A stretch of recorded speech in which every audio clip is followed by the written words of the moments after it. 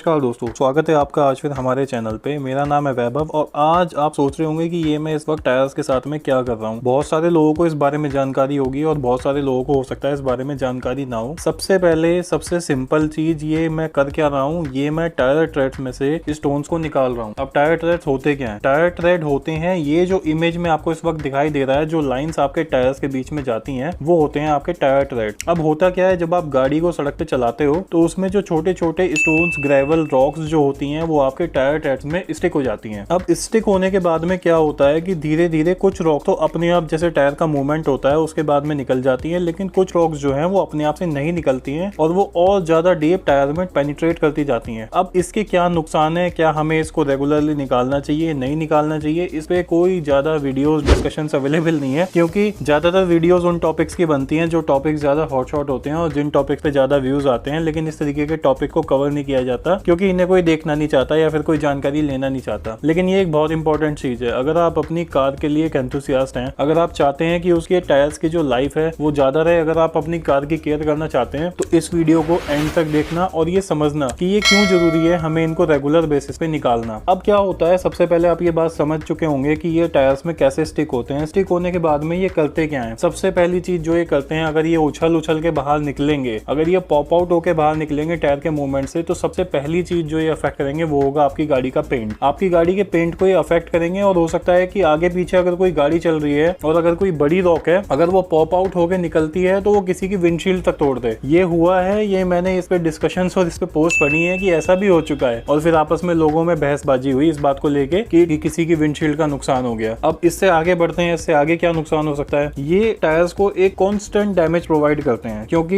ये अब हो सकता है कि पंचर करे या ना करे, अगर जो रॉक है वो इतना शार्प नहीं है, इतना पैना नहीं है, तो वो क्या करेगा, धीरे धीरे आपके टायर थ्रेड को चौड़ा करता जाएगा, वाइड करता जाएगा और उससे क्या होगा कि आपके जो टायर का बैलेंस है वो बैलेंस आउट हो जाएगा, जिसको कि हम कहते हैं व्हील अलाइनमेंट और बैलेंसिंग। जब भी आप अपनी गाड़ी की सर्विस के लिए जाते हो, जब आप गाड़ी को चला रहे होते हो, सर्विस पे ले जाने से पहले आपको ऑफन ये महसूस होता है कि अगर आपने अपना स्टीयरिंग व्हील सेंटर में किया हुआ है तब भी आपकी गाड़ी लेफ्ट या राइट में जा रही है। वो क्यों जाती है? वो इसी वजह से जाती है क्योंकि आपकी गाड़ी का अलाइनमेंट और बैलेंसिंग जो है वो प्रॉपर नहीं होता और फिर वो किसी टायर शॉप पे जाके या फिर सर्विस सेंटर में जाके अलाइनमेंट और बैलेंसिंग उसकी प्रॉपर करवानी पड़ती है। अगर आप चाहते हो इस अलाइनमेंट और बैलेंसिंग से बचना, देखो बच तो नहीं सकते, लेकिन ये है कि उसकी जो करवाने की फ्रीक्वेंसी है, उसकी जो मेंटेनेंस है, उससे थोड़ा सा हम अपनी गाड़ी को बचा सकते हैं। उसके लिए क्या करना होगा, वीकेंड टू वीकेंड या फिर ये कह लो महीने में एक बार एक स्क्रू ड्राइवर लेके या फिर कोई ऐसा टूल लेके, कोई ऐसी पिन टाइप लेके इसमें से इन रॉक्स को, इन स्टोन्स को निकाल लो। और निकालने में हार्डली मतलब मुश्किल से 5 से 10 मिनट लगेंगे, इससे ज्यादा का टाइम नहीं लगता। इसके लिए गाड़ी को किसी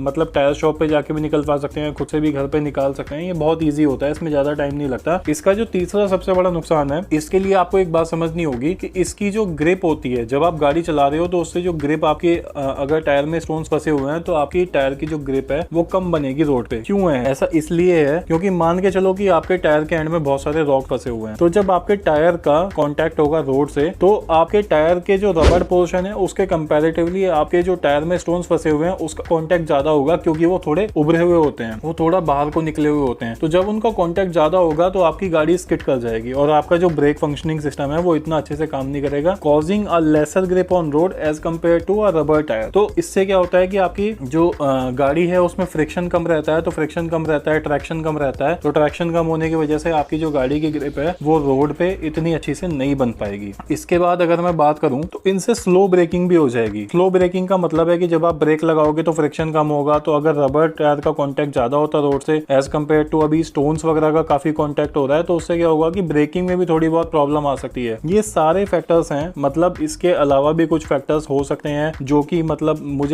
मैंने डिस्कवर की या फिर मैंने नई रिसर्च की उस पर लेके, लेकिन जितना जहां तक मैंने देखा मुझे पता चला ये कुछ फैक्टर्स हैं, 5 से 7 फैक्टर्स हैं, जिसकी वजह से आपके जो टायर्स की लाइफ है, आपकी अलाइनमेंट, बैलेंसिंग, ग्रिप, हैंडलिंग और फ्रिक्शन, ब्रेकिंग, ये सारी चीजें जो हैं मैंने इस वीडियो में कवर की और आपको ये बताने की कोशिश की कि क्यों जरूरी होता है इन रॉक को, इन ग्रेवल को, इन ब्लॉक को अपनी गाड़ी के टायर से रेगुलरली निकालना। तो दोस्तों इसी तरीके की वीडियोस के लिए आपको होपफुली ये वीडियो अच्छी लगी होगी और अगर आपको अच्छी लगी हो तो प्लीज इसको लाइक कीजिए और अगर आपको इसी तरीके की इन्फॉर्मेटिव वीडियोस देखना पसंद है और आपको अगर शौक है ऐसे ही अपनी कार की केयर करने का तो जरूर चैनल को सब्सक्राइब कीजिए। इसी तरीके की कंपैरिजन वीडियोस, टेक्नोलॉजिकल रिव्यूज और ऑटोमोटिव इंडस्ट्री की न्यूज के साथ मैं वीडियोस बनाता रहूंगा। चाहूंगा। Thank you so much for watching this video. Stay tuned for more update. Bye bye, take care.